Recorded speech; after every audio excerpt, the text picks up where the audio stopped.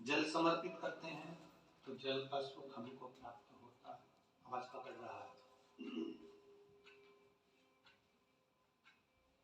एक चावल का दाना भी अगर हम भगवान शिव को समर्पित करते हैं तो उसका सुख भी हमको मिलता है।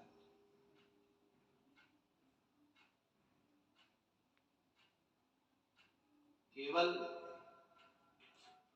परमात्मा की चौखट पर पहुंच भी गए तो उसका एक लाभ अपने जीवन में अवश्य मिलता है। और सरल भाषा में समझ लो तो जैसे कहते हैं ना कि गाय गोबर करती है, तो गाय का गोबर जब जमीन पर गिरता है तो धूल लेकर ही उठता है। उसी तरह आप किसी सतमार्ग की ओर गए हो, धर्म की ओर गए हो, अच्छी जगह गए हो, कथा सत्संग में गए हो, शिव पुराण में गए हो, मंदिर गए हो, देवालय गए हो या भगवान की शरणागति में गए हो, तो वहां से जब उठकर अपने घर की ओर जाते हो तो खाली नहीं जाओगे। जैसे धूल लेकर गोबर भी उठता है उसी तरह हम भी परमात्मा की कृपा लेकर ही उठते हैं। तेरी कृपा बिना न हिले एक भी अणु, लेते श्वास तेरी कृपा से तनु तनु। बखान क्या करूं मैं राखों के ढेर का, चपटी भभूत में खजाना कुबेर का।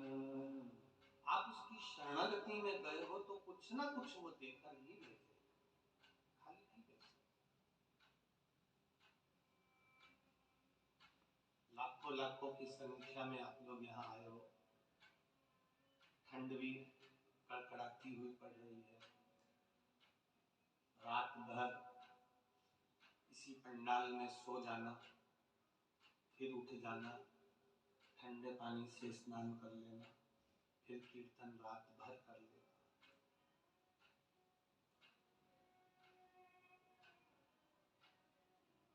लोग कहते हैं कि वहां जाओ तो नर्मदा जी के घाट पर जाओगे तो संतों का दर्शन होगा, गंगा जी के घाट पर जाओगे तो संतों का दर्शन होगा, मंदाकिनी के घाट पर जाओगे तो संतों का दर्शन होगा, हरिद्वार, इलाहाबाद, प्रयागराज, जहां जहां जाओगे वहां संतों का दर्शन होगा।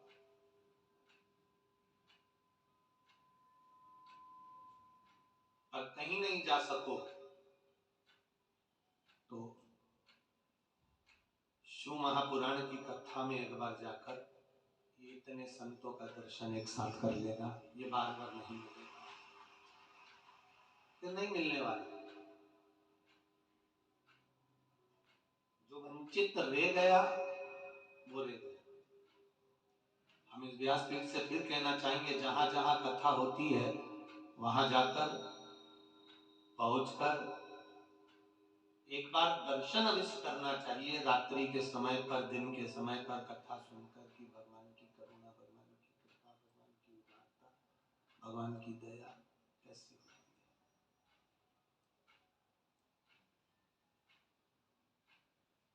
और धन्य है मेरी माताएं जो रात्रि में रुकने के लिए आती हैं या भाई लोग कथा सुनने के लिए आते हैं, साथ में ढोलक और मंजीरे और झांझ भी लेकर आते हैं। धन्य है। प्रणाम। क्या चला रहे बाबा?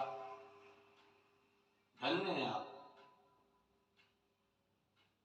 आपकी श्रद्धा, आपका विश्वास, आपका भरोसा, आपकी दृढ़ता धन्य।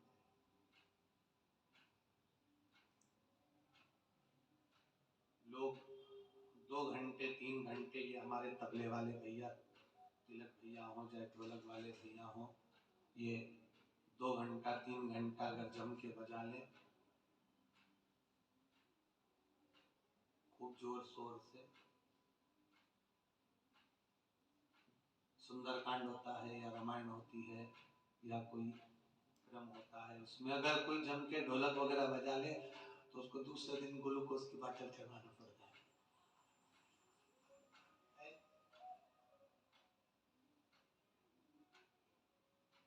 और धन्य है मेरी जीजियों और मेरे जीजाओं, धन्य है।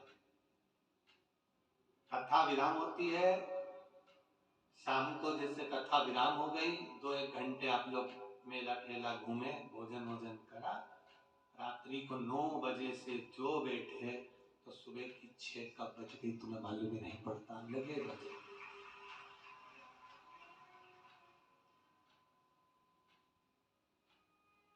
धन्यता है आपकी, साधुवाद है आपको।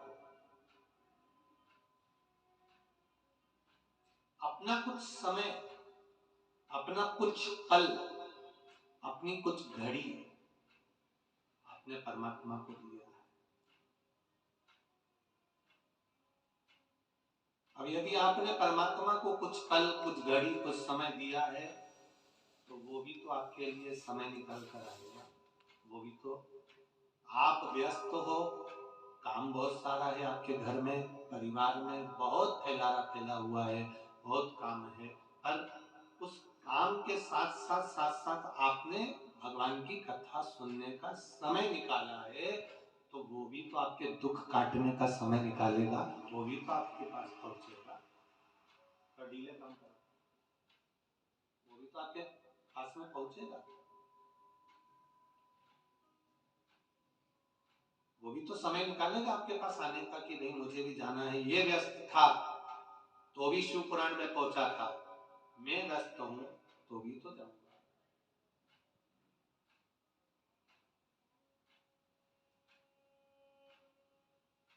ये तेरी कृपा, तेरी उदारता, तेरी करुणा, तेरी वात्सल्यता, ये तेरे चरणों का सुख है जो हमको मिल रहा।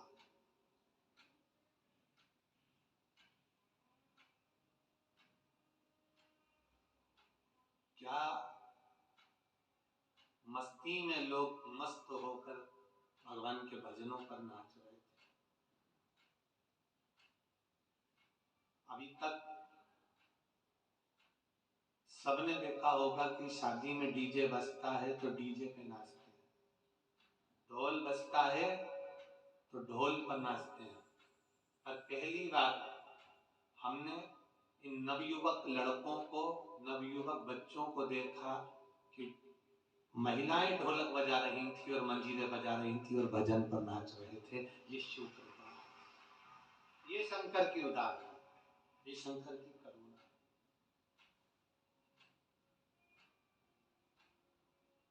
उसके सहारे पर अड़े हुए।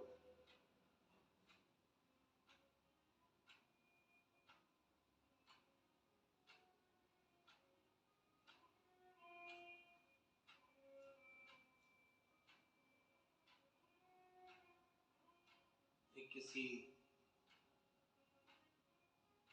कैमरे वाले ने कोई वीडियो बनाया होगा, एक बूढ़ी माँ का सिर पे उसके पोटला रखा हुआ है कपड़ों का, और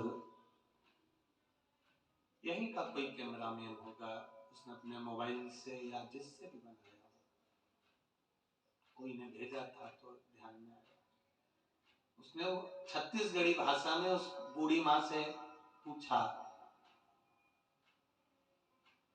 तुम कौन कौन आए हो? तो कहा ये मेरा भैया है, मैं इसकी बहन हूँ, दोनों डोकरा, दोनों बूढ़े, मुंह में दांत नहीं, शरीर में आंत नहीं, एकदम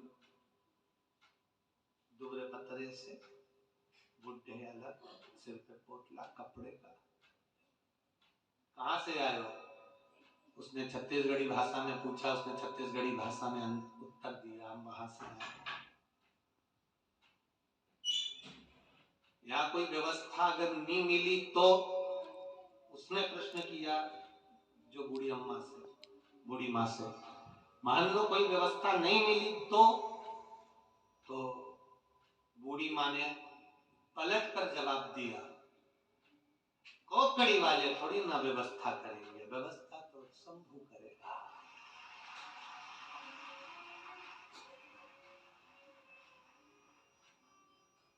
जहां कथा होती है,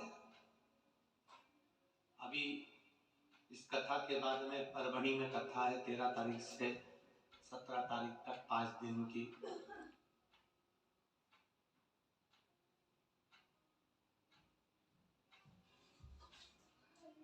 परवणी वाले भी व्यवस्था करने में लगे हुए हैं, तैयारी करने में लगे हुए हैं। उनको भी अंदाजा नहीं रहता कि कितने आएंगे।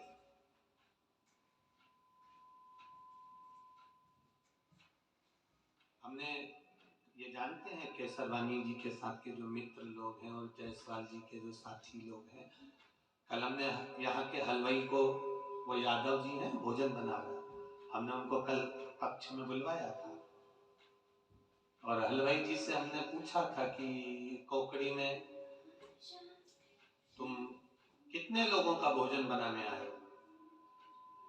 कहा गुरु जी, छत्तीसगढ़ी भाषा में वो बोल रहे थे, गुरु जी ये बोले तो थे कि 10-1,000 आदमी का बना देना, 5-10,000 आदमी का बना देना। फिर अरे क्या, फिर सुबेरे हम आए थे 30, फिर मैं अपने गांव गया 70 और लेके आया बनाने वालों को। क्यों? पहले दिन ही जो 30 आई थी माताएं और भाई, वो तो चावल धोने में सुबह से लगे थे, तो रात तक धोते ही रहे, निकल ही नहीं पाए। अब हमने कहा फिर अब भोजन कितने लोगों का बन रहा है? अब कुछ नहीं कह सकते गुरु जी, कभी 1.5 लाख, कभी 2.25 लाख, कभी 50,000, कभी 70,000, कभी 2.5 लाख, ऐसा भोजन का क्रम चलता रहा है। लोग आ रहे हैं, खा रहे हैं, जा रहे हैं। अब हमने पूछा ये बताओ यादव जी कि जायसवाल जी यहाँ से चावल भेज रहे हैं, सब्जी भेज रहे हैं, सामान भेज रहे हैं उधर। अरे गुरु जी, क्या दान दाता है, गाड़ी भर भर के टमाटर लिया है, गाड़ी भर भर के पत्ता गोभी लिया है, गाड़ी भर भर के वो भाटा लिया है और सब रखा हुआ है। इतना कोई चावल ला रहा, कोई कुछ ला रहा, कोई कुछ ला रहा। गुरुदेव, वो भोलेनाथ भंडारा चलाता है और भोलेनाथ ही खाता है, कोई दूसरे की सामर्थ्यता नहीं है।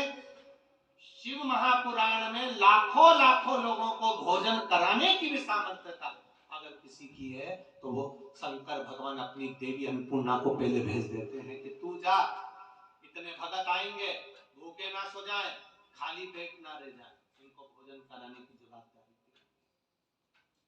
मेरा शिव आते हैं, मेरे शंकर आते हैं, मेरा भोलेनाथ आता है, उससे पहले मां अन्नपूर्णा को भेज देता है 2 दिन पहले कि तुम जाकर भोजन तैयार करो, भूखा ना सो जाए। और ये मेरा विश्वास कहता है, शिव महापुराण की कथा करते करते ये मेरा भरोसा कहता है, ये मेरा विश्वास कहता है, जितना तो तुम शादी में जाओगे तुम्हारा स्वागत नहीं होगा, टाइम पर चाय, टाइम पर बिस्कुट, टाइम पर दूध, टाइम पर भोजन, टाइम पर नाश्ता, ऐसे व्यवस्था केवल एक ही जगह मिल सकती है और वो शिव महापुराण की कथा है। और यहाँ देखा नहीं जाता कि ये वीआईपी है तो इसको ज्यादा देंगे, ये कम वीआईपी है तो इसको ज्यादा कम देंगे, ऐसा नहीं है। शंकर के धाम में शिव महापुराण की कथा में जो आया, बालोदा बाजार से भी माताएं दर्शन करने आ रही थी तो झोले में भर भर के बिस्कुट के पूरे ला रही थी। मेरी बालोदा बाजार की जीजियों को मैं प्रणाम करता हूँ, आपके विश्वास को प्रणाम करता हूँ। आप बालोदा बाजार से आ रही हो तो झोले में बिस्कुट लेकर आ रही हो कि बच्चों को बांटते हुए जाएंगे। बच्चे लोग सो रहे होंगे, छोटे छोटे बच्चे आए होंगे, माताओं के साथ में कोई आया होगा, उनको दे देंगे। बुजुर्ग आएंगे, भूख लगेगी तो उनको दे देंगे। मैं धन्यवाद दूंगा बालोदा की एक बहन को, रोज रात्रि को आती थी और रोज रात्रि को आकर प्रतिदिन रात्रि को कहीं बिस्कुट, कहीं टॉफी, कहीं कोई सामग्री, कहीं पानी की छोटी छोटी बोतलें, कहीं पाउच, कुछ भी उसके हाथ में आता था वो देकर चली जाती थी। धन्य, हम पहचानते नहीं पर आपकी श्रद्धा को नमन करते, आपके विश्वास को नमन करते, आपके भरोसे को नमन करते। कितनी व्यवस्था कोई दूसरा नहीं कर सकता, ये शंकर के सिवा कोई। कोकड़ी गांव के एक एक कार्यकर्ता जायसवाल परिवार ने तो कथा कराई, परिवार तो लगा ही था, पर साथ में उनकी मित्र मंडली और एक एक कार्यकर्ता भी तत्परता से कार्य कर रहे। प्रशासन, यहाँ के विधायक महोदय, यहाँ की नगर पालिका, नगर निगम, पंचायत और यहाँ की पुलिस प्रशासन, collector sir, DSP, SP, TI, सबको मैं नमन करता हूँ। आपने बिल्कुल चाकचौंध व्यवस्था करी, खूब संभाला, खूब संभाला।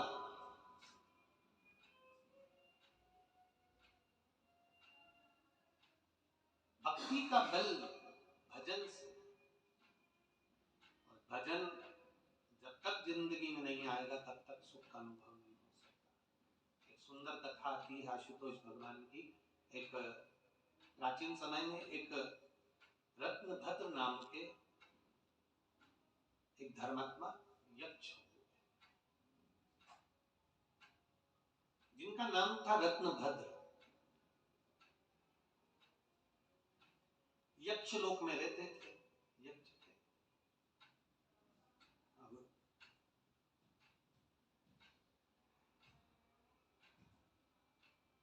रत्नभद्र यक्ष गंधमादन पर्वत पर निवास करते थे, वहीं रहकर अपना कार्य किया करते थे, अपने कार्य में डूबे रहते थे।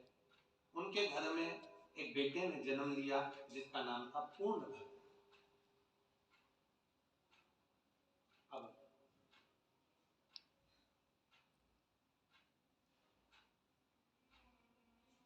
पूर्णभद्र बड़े हो गए, उनका विवाह हो गया। कन्या कनक कुंडला, उनकी धर्म पत्नी का नाम था कनक कुंडला। 16 वर्ष निकल गए, कनक कुंडला के गर्भ से संतान नहीं हुई। जिस नारी के गर्भ से संतान नहीं होती उसको बड़ा दुख होता है कि मुझे संतान क्यों।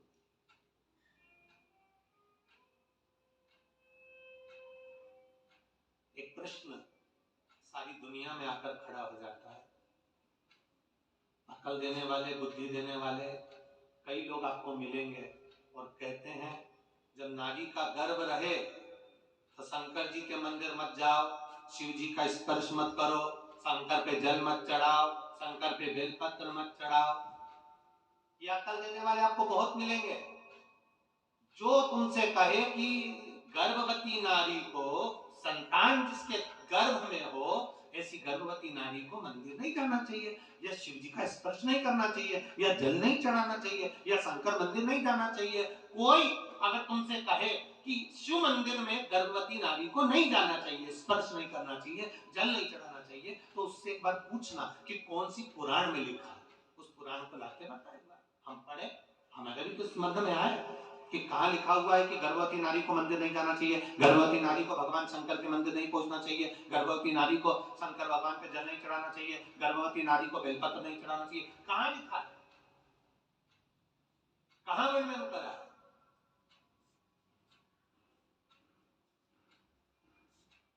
कितना सुंदर कहा है, गर्भ में संतान हो तो भजन करो, गर्भ में संतान हो तो रामायण, गीता, हमारे वेद, हमारे शास्त्र, हमारे पुराणों को पढ़ो। इतना भी नहीं कर सकते तो रोज प्रतिदिन भगवान के मंदिर में जाकर एक लोटा जल चढ़ाओ, भगवान का दर्शन करो, उनका पूजन करो, उनका स्मरण करो। क्यों कहते हैं, किस लिए कहते हैं?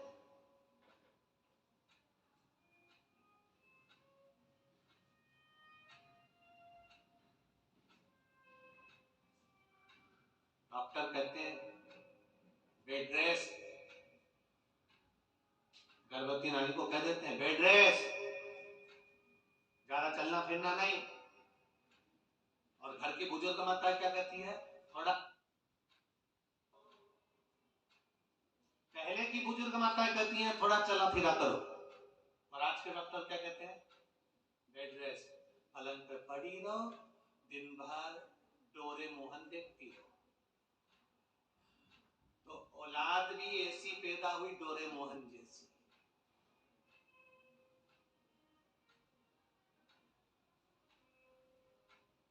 ऐसी औलाद पैदा हुई कि रो रही है कि हंस रही है मालूम ही नहीं पड़ता, डोरेमोन हंसता है कि वो मालूम नहीं पड़ता। अब किसी ने पूछा कि तुमने ये संतान तुम्हारी ऐसी हो गई, तो कहा वो डॉक्टर बोला था बेड रेस्ट का।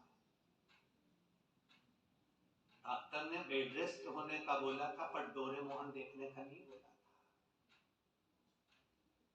उसने कहा था आराम करो, भजन करो, कीर्तन करो, मंत्र जाप करो, नाम जाप करो, जिससे तुम्हारी होने वाली संतान, तुम्हारी होने वाली औलाद भी कीर्तनी, भजनावली और सनातनी पैदा हो, धार्मिक हो, तो ऐसी संतान।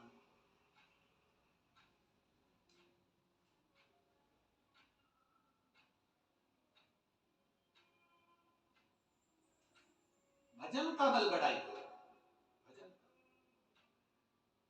जाना। कौन कहता है कि शिव मंदिर नहीं जाना चाहिए गर्भवती को? जाओ, दर्शन करो। स्कंद पुराण कहती है गर्भवती नारी को भगवत भजन करना चाहिए, नाम जाप करना चाहिए, कीर्तन करना चाहिए, वेद पुराण शास्त्र पढ़ना चाहिए। हमारे भारत भूमि पर जन्मे हुए वीर वीर योद्धाओं का चरित्र पढ़ना चाहिए। महाराणा प्रताप, छत्रपति वीर शिवाजी, संत नामदेव, तुकाराम, रामकृष्ण परमहंस, चैतन्य महाप्रभु जी, मीराबाई, श्रीमद वल्लभाचार्य, गुरु नानक देव जी, श्री महावीर स्वामी जी, गौतम बुद्ध जी, इनके पावन चरित्रों को पढ़ना चाहिए।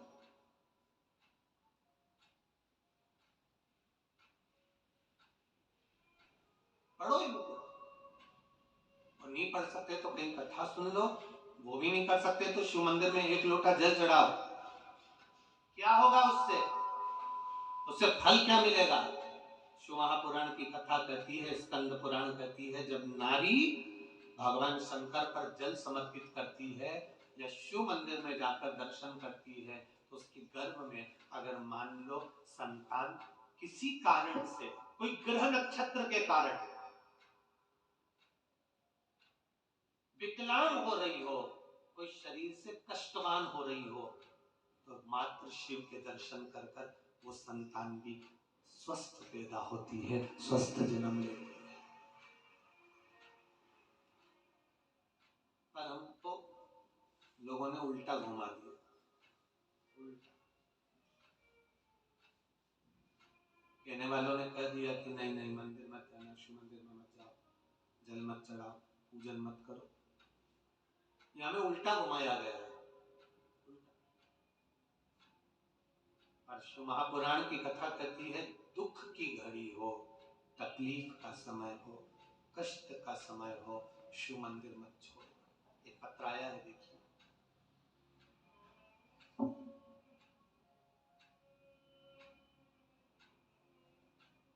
जिसने पत्र बनाया है उसने सीनरी भी बड़ी सुंदर बनाई है, बहुत बहुत साधुवाद आपको। एक किसान भाई को दर्शाया है छत्तीसगढ़ के, बहुत बहुत साधुवाद। पत्र लिखा है, मैं विद्या ठाकुर, गुड़ियारी, रायपुर, रामनगर से हूँ। मेरा मोबाइल नंबर ही है, कहीं बैठे हो तो हाथ हिलाइए, जहां कहीं भी बैठे हो। मैं विद्या ठाकुर, मेरा बेटा 15 साल का है, जिसके पेट में अचानक दर्द हुआ, फिर हम उसको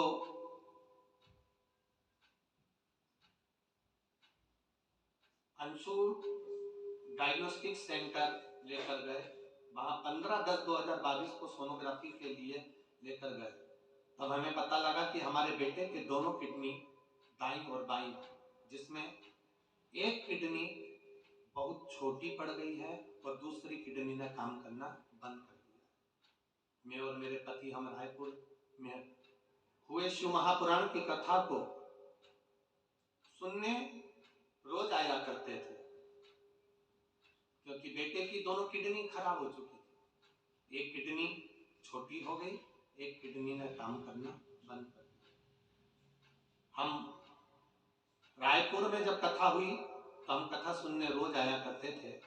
कथा से प्रेरित होकर हम कभी शिव मंदिर तो नहीं गए, पर कथा सुनने के बाद में रायपुर गुड़ियारी में जब कथा सुनी तब हमने शंकर जी के मंदिर जाना प्रारंभ किया। 15 दिनों के अंदर हमने आपके कहने अनुसार शिव जी को जल चढ़ाया, बेलपत्री लाए, अपने बच्चे को देना चालू करी जिसकी उम्र 15 साल की है। डॉक्टरों ने तो हाथ टेक दिए थे कि किडनी बदलना पड़ेगी, किडनी खराब हो चुकी है, दोनों ही किडनी गड़बड़ हो गई हैं। तब हमने शिव जी पे छोड़ दिया। और पंडाल में आप कहते हो ना कि कथा सुनने वाले का भगवान भोलेनाथ सुनता है, हमने भी यही विश्वास से कथा सुनी और 15 दिन हुए जल चढ़ाते हुए, बेलपत्र लाकर बेटे को खिलाते हुए। बेटे को भी हम मंदिर भेजने लगे, उससे भी पूजन पाठ कराने लगे। बाबा की कृपा से वो भी शिव जी की आराधना करने लगा। और दूसरी बार जब जांच हुई तो बाबा की कृपा से अब उसकी किडनी काम करना प्रारंभ कर दी। ये शिव तत्व, ये शंकर योग।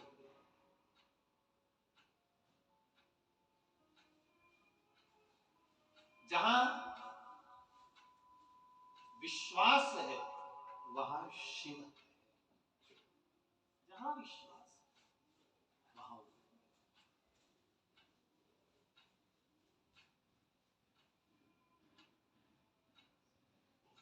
जहां से विश्वास समाप्त हो जाता है फिर मां भगवान नहीं लेता, फिर तुम अपनी मनमानी जो करना है कर सकते। जहां पर विश्वास है वहां परमात्मा है। मानो तो गंगा जल हूं और ना मानो तो बहता पानी। मानो तो ये कुबेर भंडारी है, मानो तो ये कुबेरेश्वर महादेव है, मानो तो ये केवल शिव महापुराण की पोथी नहीं है, ये सीहोर कुबेरेश्वर धाम से आया हुआ कुबेर भंडारी 7 दिन यहाँ रहता है तो वो आपको देता है।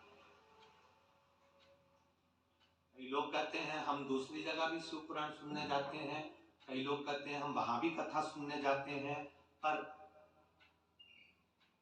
यहाँ कथा श्रवण करते हैं उसमें अंतर हो जाता है। हम कहते कथा में कोई अंतर नहीं है, बस हम सीहोर से जब चलते हैं तो अकेला नहीं चलते, हमारा विश्वास, हमारा कुबेरेश्वर महादेव हमारे साथ में हर पल चलता है। उसकी कृपा बरसती रहे, उसकी दया बरसती रहे, करुणा। विश्वास रखना, भरोसा रखना।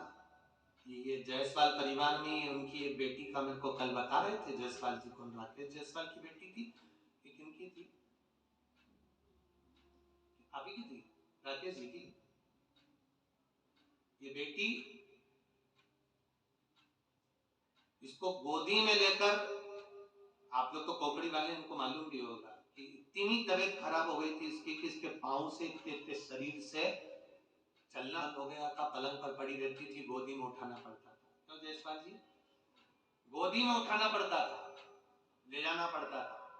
तब वेणु शंकर जी ने तुरंत कहा भैया ये रुद्राक्ष मेरे सीहोर से आया है, इस रुद्राक्ष को इसके गले में डाल दो, इसी का पानी पिलाओ। उसी रुद्राक्ष का पानी पिलाना वो आज तक बेटी के गले में पड़ा हुआ है। जिस दिन से डाला उसके 20 मिनट बाद बेटी ने चलना प्रारंभ कर दिया था। ये शिव तत्व है, ये घड़ी है, ये शंकर है।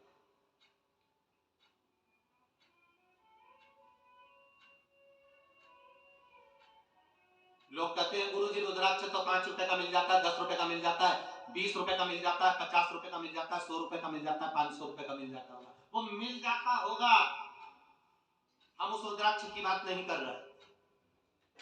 मेरे बाबा ने जो अपने आंसुओं से रुद्राक्ष दिया है उसकी कीमत मेरे बाबा ने कभी नहीं दी।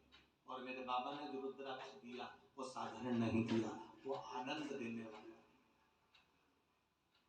हम कहीं के रुद्राक्ष हो सबको नमन करते हैं, पर कुबेरेश्वर धाम की धरा पर, जमीन पर पहुंचकर वहां के अंतर शंकर का स्पर्श कर कर जो रुद्राक्ष तुमने लिया है वो तुम्हारे पास में कोहिनूर हीरे से कम नहीं है, वो तुम्हारे दुख को मिटाने के लिए कोई कम नहीं है।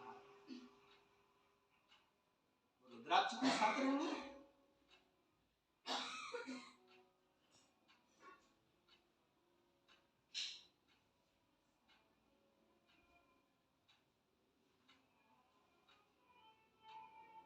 केवल विश्वास, भरोसा, दृढ़ता। आपका भजन, आपका कीर्तन, आपका मंत्र जाप, आपका स्मरण, आप जो यहाँ बैठकर कथा सुन रहे हो, जितने लोग आस्था चैनल पर सुन रहे हैं, जितने फेसबुक यूट्यूब पर सुन रहे हैं, इनका विश्वास दृढ़ हुआ, उसके कारण शून्य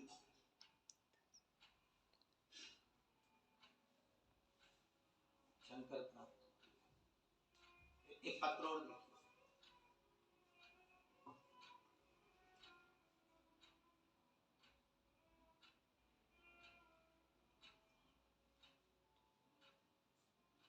गुरुदेव, मैं पूनम और छाबड़ा, भिलाई,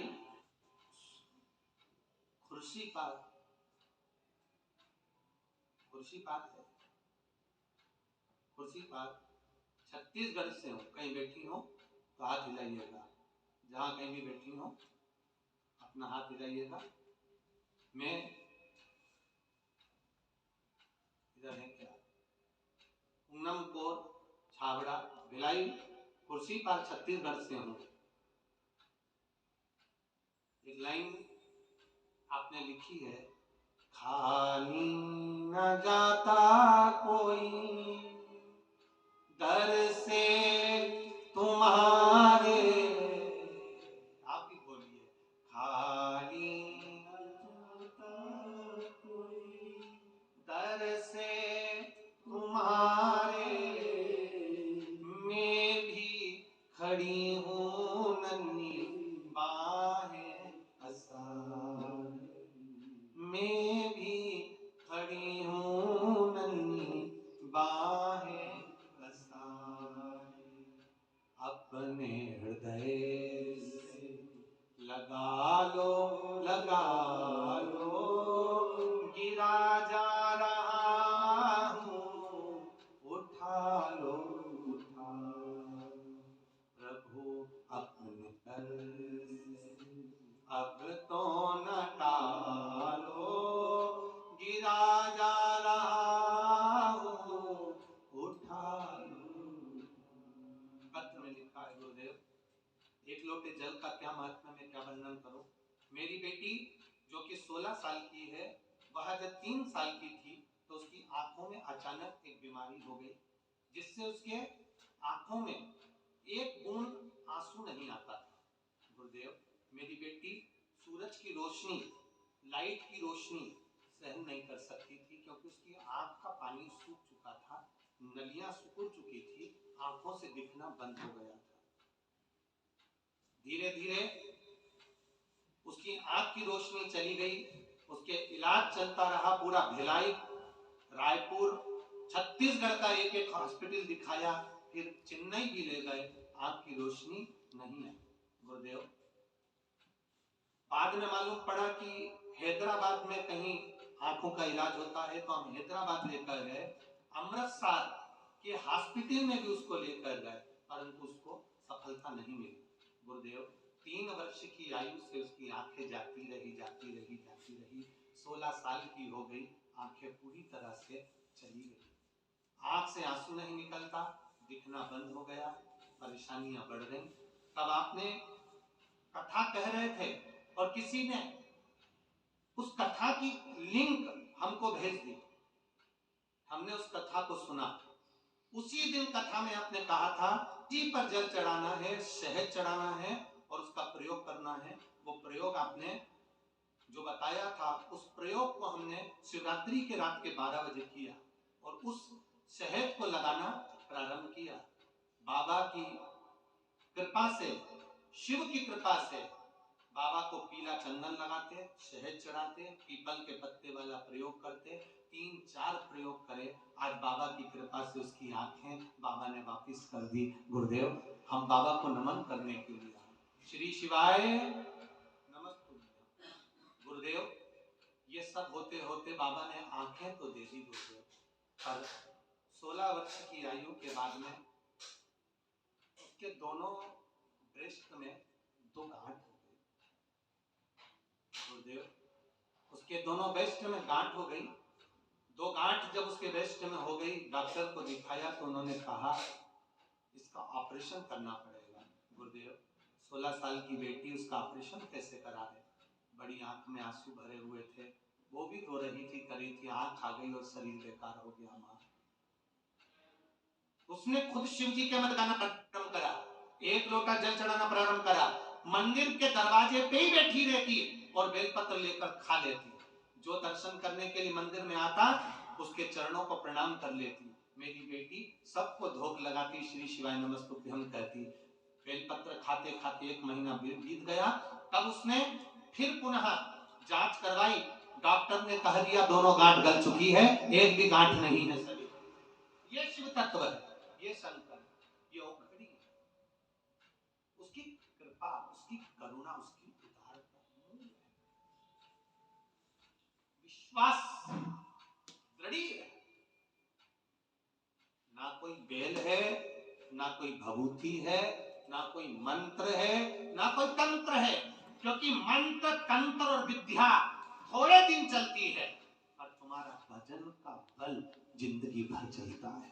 तुम्हारा भजन, शिव के प्रति लगन, शंकर भगवान के प्रति विश्वास और तुम्हारी दृढ़ता, ये कभी समाप्त नहीं होना चाहिए। दुनिया के लोग तुम्हें भटकाएंगे, दुनिया के लोग अपशब्द कहेंगे, दुनिया के लोग ताने देंगे, दुनिया के लोग तुम मंदिर जाना चालू कर दोगे तो 2-4 महीने में, 8 महीने में दुनिया के लोग तुम्हें भटका देंगे। बात क्यों जा रही है, चल मैं दूसरी जगह ले चलता हूँ, चल मैं उधर ले चलते हूँ, वहां पर ऐसा हो रहा है, वहां ऐसी विद्या हो रही है, वहां ये छूछा हो रहा है। लोग ले जाकर तुम्हें दूसरी जगह पटकने का सोचेंगे, पर तुम एक जगह पर अगर दिल से लगे रहे, एक जगह पर दिल से रमे रहे, तो ये निश्चित है, निश्चित है।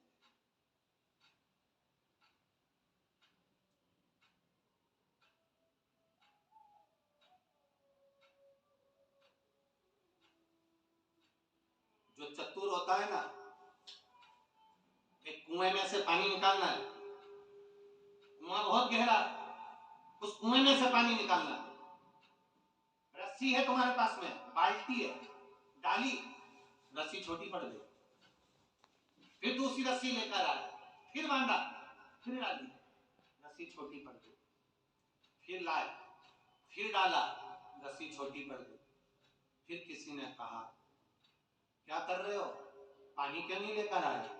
अरे भैया 4 बार रस्सी बदल कर देख लिया, पर वो पानी की रस्सी छोटी पड़ जाती है। तब किसी संत ने कहा बार बार रस्सी लाने की जरूरत ही नहीं पड़ेगी, एक रस्सी पहले की है, दूसरी रस्सी उसमें जोड़ लेता तो वही रस्सी नीचे तक चली जाती और पानी लेकर आ जाती। बदलने से कुछ नहीं होगा।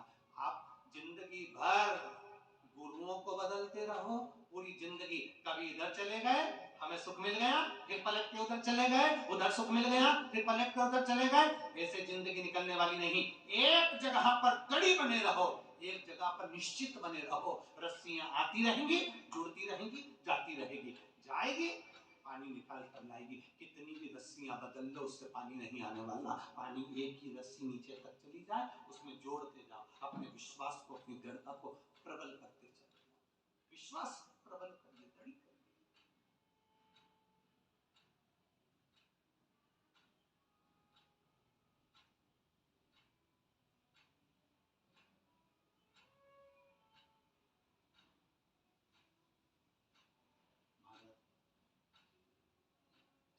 जब विश्वास दृढ़ होता चले जाएगा, परमात्मा को मिलने में फिर देरी नहीं।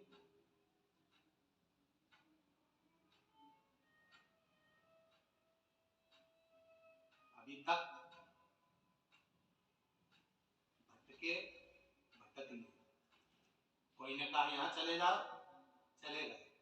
कोई ने कहा वहां पर जादू हो रहा है, वहां चले जाओ, वहां चले गए। ये मदारी और जादू का खेल नहीं है, शिव महापुराण की कथा, ये विश्वास का खेल है। जितना भरोसा मेरे महादेव पर करोगे, वो आंख बंद कर कर उतना विश्वास तुम पर करेगा। तुमने तो 1 रुपया मांगा है, वो झोली इतनी भर देगा कि खाली रह नहीं पाएगी, इतनी कृपा करते देता है।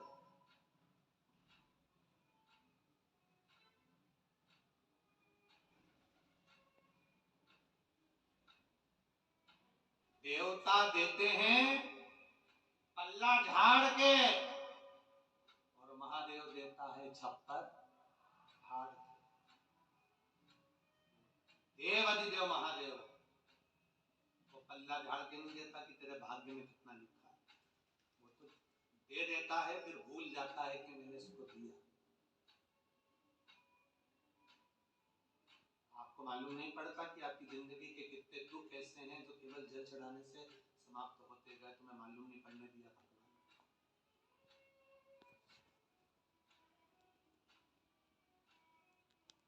कनक कुंडला पूर्ण भद्र यक्ष की पत्नी कहती है 16 साल हो गए बच्चे नहीं है, 16 वर्ष हो गए संतान नहीं है, संतान नहीं है, 16 साल।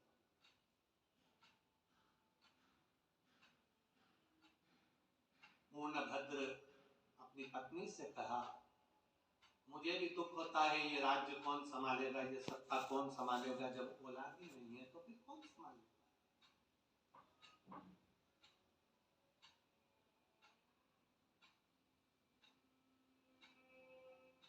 बनाओ जो बच्चा संस्कारित है, जो बच्चा तुम्हारे कहने पर चल रहा हो, जो बच्चा तुम्हारे अनुकूल रह रहा हो, उसके लिए घर भी बनाओ, उसके लिए गाड़ी भी बनाओ, उसके लिए बंगला भी बनाओ, मना नहीं। पर तुम कह रहे हो ऐसा कर ले और वो मुंह चला रहा है, अभी तुम्हारा है, शादी नहीं हुई तो इतना मुंह चला रहा है कि पिता उसके सामने बोल नहीं सकता, और तुम जोड़े जा रहे, जोड़े जा रहे। हमने भी देखा है भैया, और छत्तीसगढ़ वालों तुमने भी देखा होगा, गाय को बांधने के लिए लोग घर बनाते हैं, बोलो बनाते कि बनाते। कुत्ते को रखने के लिए लोग घर बनाते हैं, बोलो रे भाई। तोते को, मिट्ठू को, कबूतर को रखने के लिए लोग घर बनाते हैं, हिरण को रखने के लिए भी घर बनाते हैं, शेर को रखने के लिए भी घर बनाते हैं। जब वो करते थे ना, वो सर्कस, उसमें भी शेर का घर होता है। हाथी को रखने के लिए भी लोग घर बनाते हैं,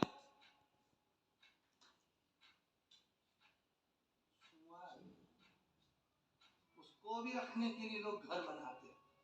जो सुअर पालते हैं तो ऐसा एरिया बना देते हैं कि इतनी जगह में रहेगा, इतनी जगह। मछली को रखने के लिए भी लोग घर बनाते हैं। केवल एक ऐसा है जिसके लिए लोग घर नहीं बनाते, वो गधा है। और समझे बोलो, गधा। गधे के लिए कभी कोई घर नहीं बनाता। तुम भी घर बनाना, हाथी के लिए, शेर के लिए। तुम्हारी औलाद हाथी जैसी, शेर जैसी हो, तुमको लेकर चले, तुम्हारा सम्मान करे, तुम्हारा आदर करे, तुम्हारी बात कभी ना काटे। पिता ने कह दिया ऐसा तो औलाद कह दे ठीक है पापा मैं वैसा ही करूंगा, तो तुम घर बनाओ, वरना गधे के लिए। समझ गए क्या? बोलो बोलो, जम के बोलो जरा, समझ गए? फिर गधे के लिए घर मत बनाना जो मुंह चला रहा है, झूठ बोल रहा है, प्रपंच कर रहा है, छल कर रहा है, बेईमानी कर रहा है, अपशब्द बोल रहा है, पिता को मारने के लिए अपशब्द कहकर, गुस्सा कर तोड़ रहा है। किसके लिए बना रहे हो?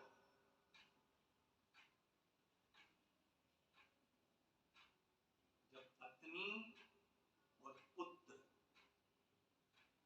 दोनों ही तुम्हारे विपरीत में चले तो कुछ मत करना, शिव पुराण में जानना चालू कर देना। कौन कौन? पत्नी और पुत्र। पत्नी से कहा, पलट कर जवाब दे रही है, अपशब्द कह रही है, ताने दे रही है, गालियां दे रही है, कोस रही है, बार बार कोस रही है।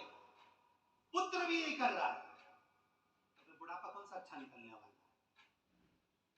पहले से अपने जीवन को संस्कारित बनाने का प्रयास करो, अपने बच्चों को एक लोटा जल का लोटा दिया,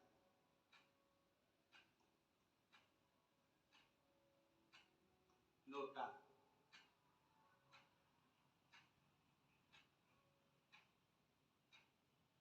एक लोटा जल का अपने बच्चों को पकड़ाइए और बच्चों से कहिए कि तू मंदिर जाना चालू कर, क्योंकि वो ये सिर झुकाना परमात्मा के आगे अगर चालू कर देगा तो ये निश्चित है एक ना एक दिन वो आपके आगे भी सिर झुकाएगा, कड़क होकर खड़ा नहीं होगा।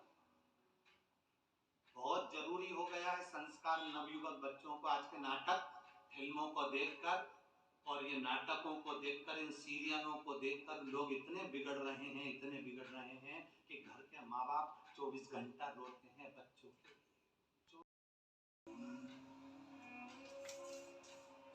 श्री शिवाय नमस्तु, श्री शिवाय नमस्तु, श्री शिवाय नमस्तु, श्री शिवाय नमस्तु, श्री शिवाय नमस्तु। भोला सब दुख काटो ओ भोला सब दुख काटो, शिव शंकर जपो तेरी माला, भोले बाबा जपो तेरी माला, भोला सब दुख काटो मारा, ओ भोला सब दुख काटो मारा। वैसे है मंगल मंगलकारी, वैसे है मंगल मंगलकारी, शमशान वासी हमारा, शमशान वासी हमारा, भोला सब दुख काटो मारा, ओ भोला सब दुख काटो मारा। भगवान शिव की कथा, शिव तत्व कह रहा है, भगवान शंकर की करुणा कर, पूर्णभद्र कनक कुंडला शिव मंदिर के ओटले पर बैठकर, भगवान शंकर के शिवलिंग के सामने ओटले पर बैठकर भगवान शिव का केवल मंत्र जाप, नाम जाप और भजन करना, केवल भजन।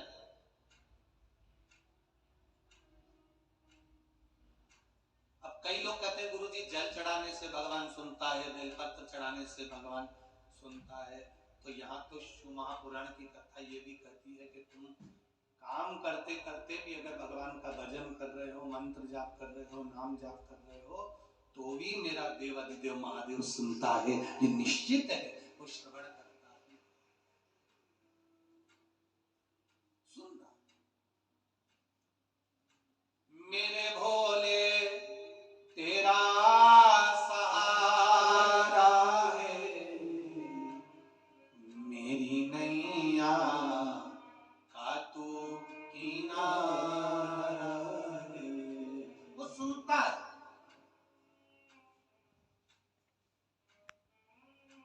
एक पत्र आया है, मेरा नाम चित्ररेखा यादव है, मैं बनपुरी रायपुर,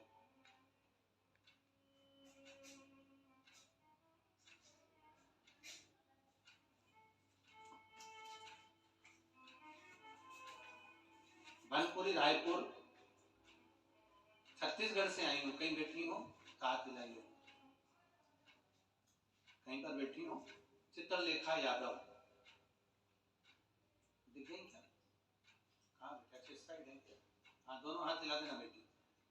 मेरा नाम चित्रलेखा यादव है, मैं भानपुरी रायपुर छत्तीसगढ़ से आई हूँ। गुरुदेव, क्या बखान करूं भोलेनाथ का। कुछ दिनों से मेरे गले में तकलीफ होने लगी थी, तो मैंने हॉस्पिटल में चेक करवाया, तो डॉक्टरों ने बताया कि आपके गले में गठान हो गई, उसका ऑपरेशन करना पड़ेगा और वो गठान जांच के लिए जाएगी। मैंने दूसरे हॉस्पिटल में चेक करवाया, तो उन्होंने भी मुझे गठान बता दी। मैंने डॉक्टर साहब से कहा मुझे 15 दिन का समय दीजिए, 15 दिन की आप दवाई मुझे दे दीजिए। डॉक्टर ने 15 दिन की दवाई दे दी। एक हॉस्पिटल में नहीं गुरुदेव, 4 हॉस्पिटल में चेक करवाया, 15 दिन की मुझे दवाई दी गई। मैंने वो दवाई ले ली उनसे, मैंने कहा ऑपरेशन में बाद में कराऊंगी, और दवाई लेकर मैं घर आ गई। वो दवाई मैंने भोलेनाथ जी को चढ़ाकर कुंदकेश्वर महादेव के नाम से खाना चालू करा। शिव जी के मंदिर नहीं जाती थी, शिव के मंदिर जाना चालू कर। आप कहते हो गुरुजी दुख आता है तब मंदिर याद आता है, पर बाबा हमको जब बुलाता है तभी तो हम जा पाते हैं। शिव के मंदिर जाना चालू करा, बेलपत्र चढ़ाई, जल चढ़ाया, जल वहीं पर पी लेती थी, बेलपत्र लेकर घर पर आ जाती थी और उसको औषधि समझकर खाती थी। गुरुदेव 15 दिन फिर मैंने वापिस चेक करवाने के लिए गए, क्योंकि डॉक्टर ने कहा था कि 15 दिन बाद ऑपरेशन करना ही पड़ेगा। मैं वापिस ऑपरेशन के हिसाब से तैयारी कर वापिस डॉक्टर के पास गई और अपने परिवार वालों के साथ में गई। डॉक्टर ने जब जांच करना प्रारंभ करा तो सारी रिपोर्ट नॉर्मल आई, गठान गायब हो चुकी थी, गठान नहीं थी। शिव कृपा इसको कर। बैठो बहन, श्री शिवाय नमस्ते। शिव तत्व इसको कर, भगवान शंकर का गुणगान इसको।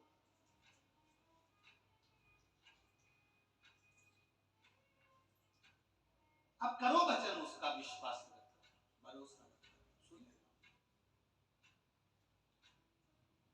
अब कनक कुंडला अपने पति पूर्ण भद्र के साथ में भजन कर रही।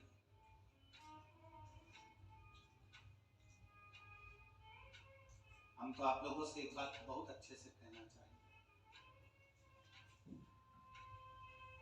कोई भी काम की शुरुआत करो ना, तो पहले मुख से एक बार श्री शिवाय नमस्तुभ्यम बोल लिया। घर से निकल रहे हो चाहे घर के अंदर जा, एक पत्र और है, केवल मंत्र जाप का देखिए।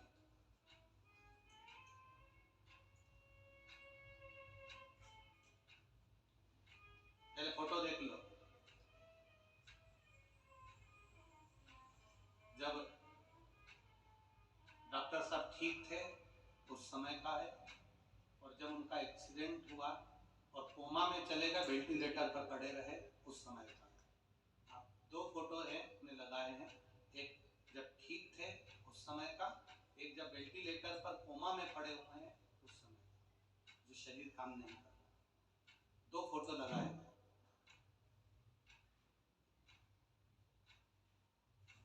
एक जब वो ठीक थे उस समय का, और एक जब वो कोमा में चले गए, वेंटिलेटर पर पड़े रहे, उस समय का। मेरा नाम उषा वर्मा, मैं दुर्ग के रहने वाली हूँ गुरुजी। कहीं उषा वर्मा जी बैठी हो तो हाथ हिला दीजिएगा।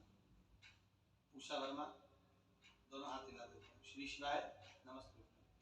मेरा नाम उषा वर्मा, मैं दुर्ग की रहने वाली हूँ। मेरे भोलेनाथ ने मेरे शंभू की महिमा का क्या बखान करूं। मेरे भाई डॉक्टर लेखराज वर्मा का सड़क दुर्घटना में एक्सीडेंट हो गया। एक्सीडेंट कार ने मेरे भाई को ऐसा पटका कि कोमा में ले जाकर डाल दिया।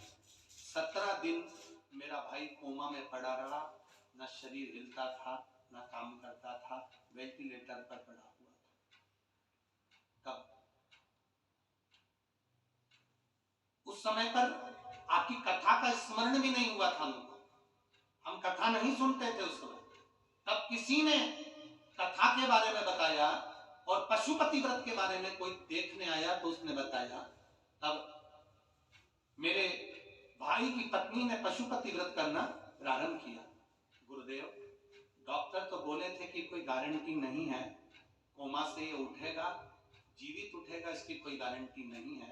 पर वेंटिलेटर पे से, कोमा पे से मेरी भाभी ने पहला पशुपति व्रत करा, और पहला व्रत सोमवार का दिन था, जिस दिन कर कर भाभी जल लेकर और बेलपत्र लेकर आई और हॉस्पिटल में दे दिया।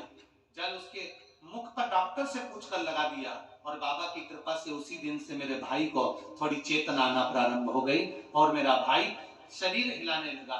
तब धीरे धीरे मेरा भाई ठीक होना प्रारंभ हो गया, और आज मेरा भाई पूर्ण तरह से ठीक है। हमारा नाम है श्री शिवाय नमस्ते। बैठिए। हर हर महादेव। 2 फोटो लगाए गए, एक ठीक थे तब और एक वेंटिलेटर पर पड़े हैं कोमा में। शिव तत्व ओ घड़ी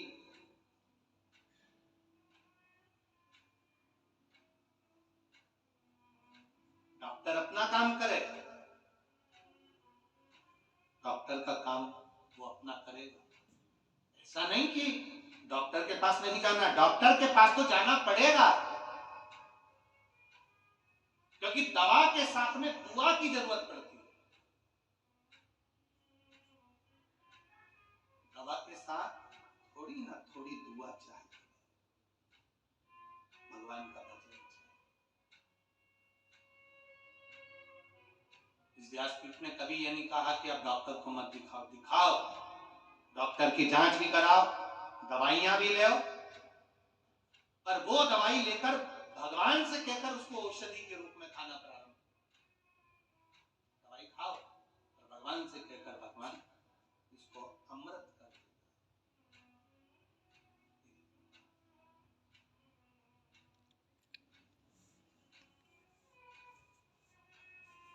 बस दिल से उसको, जैसे वो कहे ना, भक्तों के घर भी सांवरे आते रहा करो, दर्शन के नैन बांवरे दर्शन दिया करो। कहते हैं प्रेम से प्रभु छिल के भी खा गए, कहते हैं प्रेम से प्रभु छिल के भी खा गए, शबरी के झूठे बेल भी खाते रहा करो, दर्शन के नैन बांवरे दर्शन दिया करो। करो, डॉक्टर को दिखाओ, जांचें कराओ, उसके साथ में भगवान शिव की भक्ति। कनक कुंडला ने अपने पति से कहा, संतान का सुख नहीं, 16 वर्ष निकल गए हैं, पूजन भजन कीर्तन चालू करा, शिव की स्तुति करना प्रारंभ करी। एकांतेश्वर महादेव जो एकांत में बैठा हुआ है, वो एकांतेश्वर कहलाता, वो एकांतेश्वर।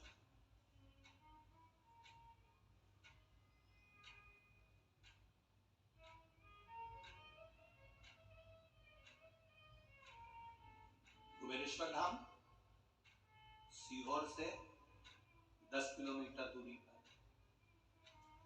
एकांत। अब तो वहां पर बहुत सारे लोगों ने चाय की दुकान, कहीं चाय की दुकान, कहीं चाय की दुकान लगा ली है। वहां कुछ नहीं था, एकदम बाबा और बाबा के साथी। आज भी माँ बाबा के साथी बहुत, आज भी है, बाबा के साथ में घूमते, भूमि उनकी है, कंकर शंकर है, निर्माण करती है। अब एकांत वहां पर वृंदावन जाओगे तो वहां बहुत सारे मंदिरों का दर्शन हो जाएगा। बोलो दीजिए सही है गलत है? काशी जाओगे तो वहां बहुत सारे मंदिरों का दर्शन हो जाएगा, हरिद्वार, प्रयागराज, उज्जैन, ओमकारेश्वर, बहुत सारे मंदिरों का दर्शन हो जाएगा। पर कुबेरेश्वर धाम जहां आओगे वहां केवल तुम्हें बहुत सारे मंदिरों के लिए नहीं आना पड़ेगा, वहां केवल एक कुबेरेश्वर बाबा के लिए, अकेले के लिए तुम चिन्हित कर आ रहे हो कि मुझे उनसे मिलने जाना। जब एक व्यक्ति पर्सनल से मिलने जाते हो तो फिर वो भी सम्मान देता है, वो भी मान देता है, वो भी मान दे रहा है, वो भी सम्मान दे रहा है। हम केवल उससे मिलने जाते, हम केवल उसकी शरणागति में जाते। अब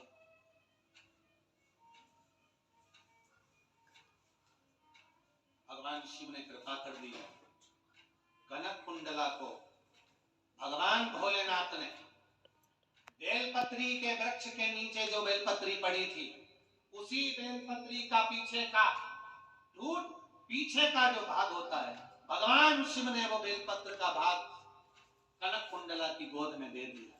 कनक कुंडला ने उस भाग को मुख में रख लिया। मुख में रखते ही कनक कुंडला आनंद के साथ गर्भवती हो गई, जिसके गर्भ से एक बेटे ने जन्म लिया जिसका नाम हरिकेश हुआ। एक बेटे ने जन्म लिया जिसका नाम हरिकेश। हरिकेश नाम पड़ गया।